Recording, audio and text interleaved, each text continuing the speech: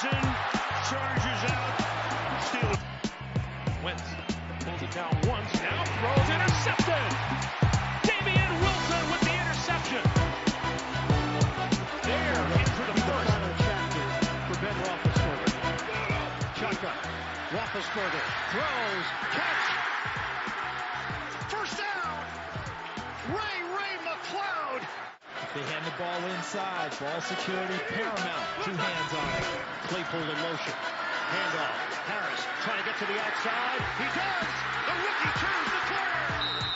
First down, Steelers. They put their trust in Chris Boswell. 36-yard attempt. Kuntz will snap it. Harvin will hold it, sweeps the leg, and that is a winner for Pittsburgh.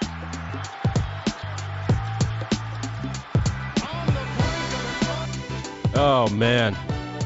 That's it for NFL Sunday. This is Interesting to See, your daily sports podcast about news, narratives, takes, and gambling. I'm Nick. What a way to end the season. Un-effing believable, to be honest. It's crazy. The last weekend of NFL Sunday football was the best. It was not close. Thanks for hanging out with me on a Monday morning. We're going to cruise through this because there's just so much to talk about, so many storylines we're going to be unpacking for a while. In the business, so they say, this is what's known as Black Monday. A coach is getting fired. We know for sure one coach is out already. That would be Vic Fangio of the Denver Broncos. Joe Judge is on the hot seat. Mike Zimmer of the Minnesota Vikings, he's on the hot seat. That seems like it's going to be all but wrapped up. Other than that, it's hard to tell. It's hard to tell who's going to be going. We'll figure out what's going on with the Seahawks, figure out what's going on with the Giants and Joe Judge. Like, I don't know. It's good. I think 3 to 5 guys will be let go today, but it's hard to say who. So let's go through the action, the clips you heard right there in our intro. Carson Wentz throwing an interception to the Jaguars. The Colts implode. The Raiders and the Chargers, the prisoner's dilemma tie thing. If you want to sound intelligent, we'll talk about that in a moment because it came down to it. It could have been. It was so close. It was an overtime, 3 overtime games yesterday. That was one of them. And the Steelers beating the Ravens in overtime yesterday as well. Lots of storylines, lots of good football. A couple of games that happened. Some of the games that just happened also had good storylines. The Bengals beat the Browns, and we find out this is where we'll start. Baker Mayfield is expected to be back with the Cleveland Browns. He has a 5th-year option that the team has to pick up. It ends up being quite a bit of money, but it's not the same thing as an enormous deal like, say, a Mahomes or a Josh Allen would get. So Cleveland's here or there. His personality is so great. Toward the end of the season, he got hurt, and he got in his own head. He couldn't hit open receivers. So the Cleveland Browns beat the Bengals. Bengals were resting guys. That doesn't matter. Over the weekend, on Saturday, the Eagles get demolished against the Dallas Cowboys. The Eagles were sitting guys because the Cowboys had something to play for, and the Eagles did not. They sat pretty much everybody except for Jason Kelce, the star center of the Philadelphia Eagles, the guy that gave the famous parade speech, and Travis Kelce's older brother. He is amazing and probably the most popular athlete in Philly history. He's right up there. He had a streak of 121 consecutive games started, so they gave him the first snap, and then they pulled him. Pretty great moment there. There were rumblings on Twitter with people with blue check marks that may have been his last game at Lincoln Financial Field. Other games from around the NFL yesterday, the Lions and the Packers. The Packers play their starters for the first half, and they go into halftime trailing the Lions 17-13. The Lions end up holding on. So Jacksonville and Detroit win. So if Jacksonville beat the Colts, which is an enormous upset, and the Lions beat the Packers, which was also an enormous upset, even with the starters out for the second half. But the Jags win. If the Lions had lost on purpose, they would have gotten the number 1 overall pick. And the Jags, if they had lost on purpose, they would have gotten the number 1 overall pick. There really isn't. This is going to be one of the weirdest and stupidest and lamest drafts of all time. There aren't a lot of freaks. There's one generational player, but people don't really know what to make of him. So there's no real reason to tank. So they didn't. They played hard. The Jags completely spoiled the Colts. The Colts' streak of not winning a game in Jacksonville extends for another year. It's been something like 7 straight games in Jacksonville the Colts have lost now, which is just hilarious, guys. It's just so funny. So the Lions and the Packers, they figure things out there. The Packers had the 1 seed sewed up. The Lions will be picking 2nd overall in the NFL draft. Another almost upset happened. The Texans almost beat the Titans. The Titans had to keep everybody in to the very end. They were up by like 14, but then the Texans came roaring back. If you want to sound really smart and have a hot take, Davis Mills has looked the best of all the rookie quarterbacks this year. He's got an incredible arm. He came out kind of a year early, and the Texans picked him in the 3rd round. He was eligible to come back to school. I think he was at Stanford. And I'll be honest, it'd be hard not to say he'd be a top 5 pick in this year's NFL draft. He looks really good, and he's not in a great situation. He looks way better at playing quarterback than Mac Jones and Trevor Lawrence and all those guys. But the Texans were not quite able to hold on. The Saints needed to win, and they needed the Niners to lose to get into the playoffs. The Saints won. The Niners come all the way back against the Rams. This is the first time ever in Sean McVay's head coaching history that the Rams had a huge lead at halftime, or any lead. He was 49-0 or something when leading at the half, 17-3. The Niners come all the way back in the final minutes. Matthew Stafford throws some ridiculous interceptions. That game was such a Stafford game. Terrible throws, terrible crap, and an enormous game-winning drive that ended up not being a game-winning drive because they played soft coverage and they go to overtime.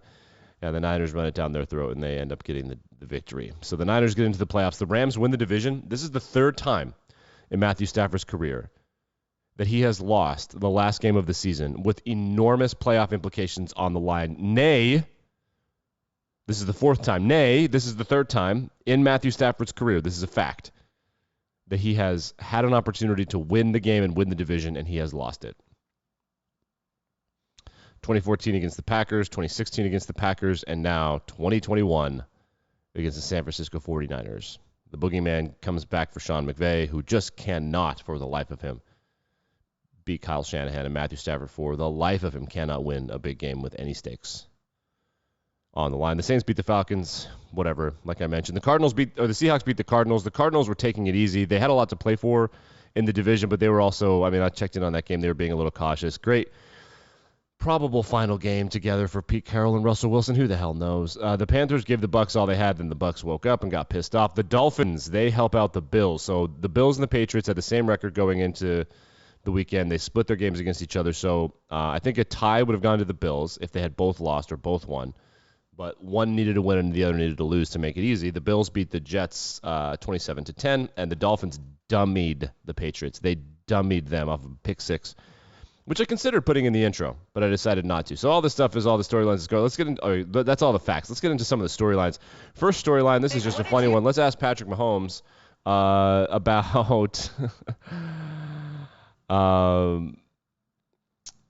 how scooping scores and what it's like to be scooped and scored on. Remember, because the Chiefs, they beat the Broncos. They look like garbage. We'll talk about them as we preview the playoffs.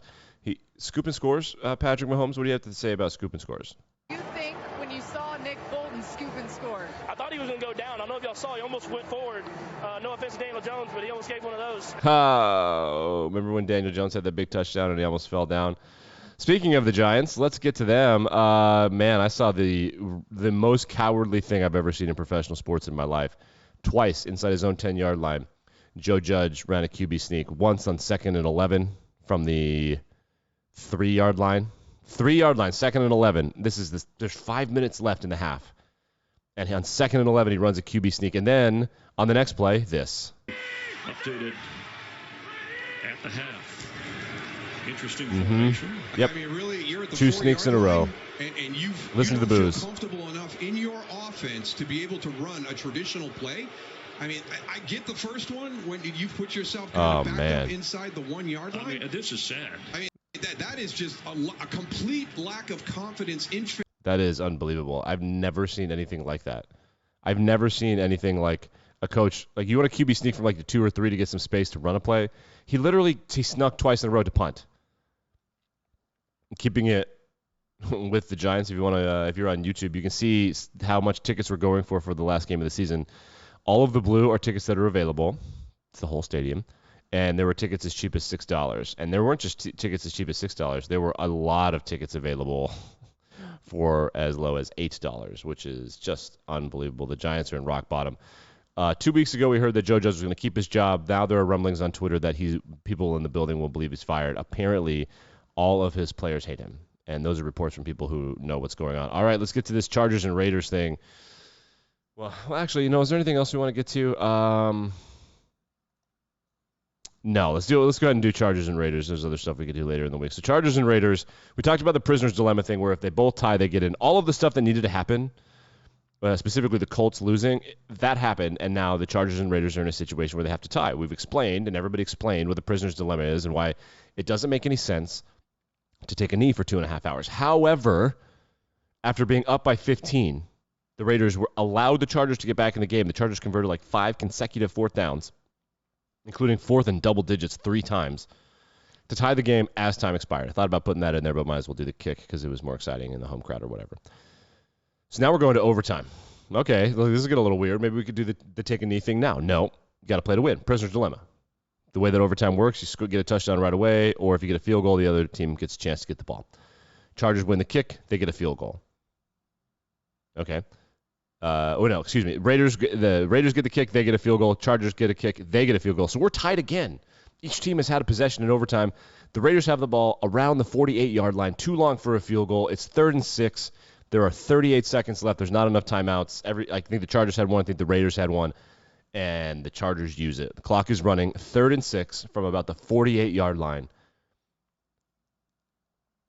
The Raiders had the ball too far for a field goal, and the Chargers call timeout. This timeout is going to be what everybody's talking about here because people believe that by calling a timeout, Brandon Staley triggered the prisoner's dilemma. Okay, so this is what happened. It appeared as if the Raiders were just going to run very safe plays because with 39 seconds left, a turnover or something crazy happening around midfield, you give your opponent with the best, most raw, talented guy in the NFL, top 3, the ball back, and they don't need a lot of yards. They can spike it and get a field goal. They're pro kickers. They can make 60-yarders. So many believe that with 39 seconds left in the game tied, and so much more at risk than there is to gain by trying to win at that point. You can't do this for 2.5 hours because you're in control of the situation. The Chargers had one timeout and they used it. So instead of allowing the Raiders to allow the clock to run out, which is what many believed, right? Many believed that's what the Raiders were going to do. Brandon Staley calls timeout, which signals to the Raiders, right? The Raiders then think that Brandon Staley is trying to make them run a play so they can get the ball back with 40 seconds left and try to win. I've heard the argument online that Brandon Staley called the timeout so that the Raiders would punt and then they would get the ball so that they could take a knee, but that's not how it works. This is the exact thing that's in the prisoner's dilemma. Brandon Staley broke the wink, wink, nod, nod thing that was happening with less than a minute left. The Raiders were stalling. So they come out of the timeout and they run a play, they get the first down, and then they kick the game-winning field goal. That timeout is what's going to be debated here. Now, it's also true that the Chargers had 9.5 or 10 guys on the field at the time, so maybe they give up the touchdown. Either way, it was stupid. But more importantly, we have confirmed that the timeout from Derek Carr in post-game comments said that the timeout called by Brandon Staley changed his thinking. It changed what the Raiders were going to do. It changed their mindset. At that point in time, the Raiders were ready to kneel the ball, and we know that. I have the clip. So this is from Barstool Sports. They got it from a guy called Real Super Dave, and it's a tweet, and it's just lip reading. So we'll break this down for the folks at home. This is Austin Eckler, and he's talking to number 47, which looks like a long snapper to me. I don't know. So should we do full screen? Will that work? I don't know that it'll work. Maybe we'll do a bigger window. That's not going to help. Okay. So there's the window. It's Austin Eckler post-game. They're talking to each other. Now, if we go through it closely, let's read what he asks, okay? Here he goes. Were you going to take a knee? And the guy's like, yeah. And Austin Eckler rolls his eyes like, man, let's look at it one more time. I'm going to mute this. Here we go. You're taking a knee? Man. Yep. It was confirmed. They were going to let the clock run out so they could both get into the playoffs. And the Steelers, the most ironic thing about this is the team that loses from all of this is the Steelers, who are at home having to watch. And the tie happened naturally. Wow. What a mess. Can't help but love that, though, that it almost happened naturally. Many people will say it was the game of the year or one of the greatest games, greatest regular season games that they've ever seen. I would say it's probably, top 5, top 10, somewhere in there.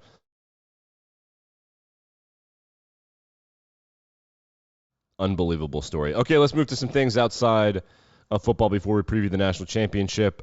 First things first, RIP to a high school hockey player named Teddy Balkind. He suffered a freak accident and died during a hockey game. His throat was cut by a skate, and there's really nothing else to say other than that. I think that he was pronounced dead either upon arrival at a hospital. The odds of this happening are obviously incredibly low.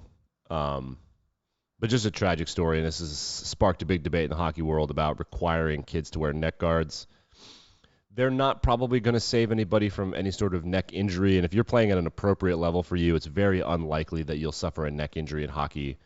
The only time that really happens is when the skaters are so much faster and so much stronger than you that you're at kind of risk for that, but if you're playing at the appropriate level, that's rare. This is even rarer, but is it worth preventing by requiring neck guards? I mean, the odds of this happening are so low, but yeah, I mean, it's a kid in the state of New York, and people who protect children need to consider that, but mostly just thoughts and prayers to the family, man. That is just unbelievable. Like, how do you go to school? How do you play sports anymore?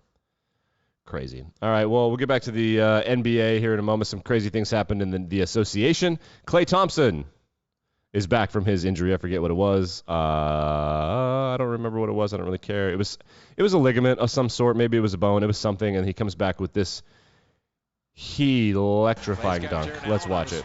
Here we go. Watch Klay. Oh. Welcome back to the show, bud. I think he's healthy. The guy's been waiting a long time to say that. Welcome back, Klay. What's up?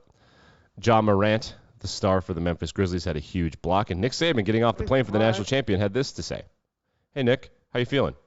Well, I think the most important thing is you got to keep the main thing the main thing. Man, what a savant. He's got a dope leather bomber jacket right there. Everybody on the internet says Bama by $1 billion. However, let's preview the national championship coming up tonight. It kicks off at like way past my bedtime, I think. Is it 8 p.m. Eastern? It says 6 p.m. here. Hold on, let's Google this. National championship football. My sports book still thinks I'm in the West Coast. I am not. 8 p.m. Eastern Standard Time. God damn it. Why? On a Monday? Anyway, for the second time in like 97 games, Alabama are underdogs. The last time they were underdogs was 2 games ago against Georgia. Georgia Bulldogs are favored by 2.5 points, excuse me. The total is 52.5. Let's play everyone's favorite game. Nick figures out the implied line. It is 24-28. Bam. That took almost no time.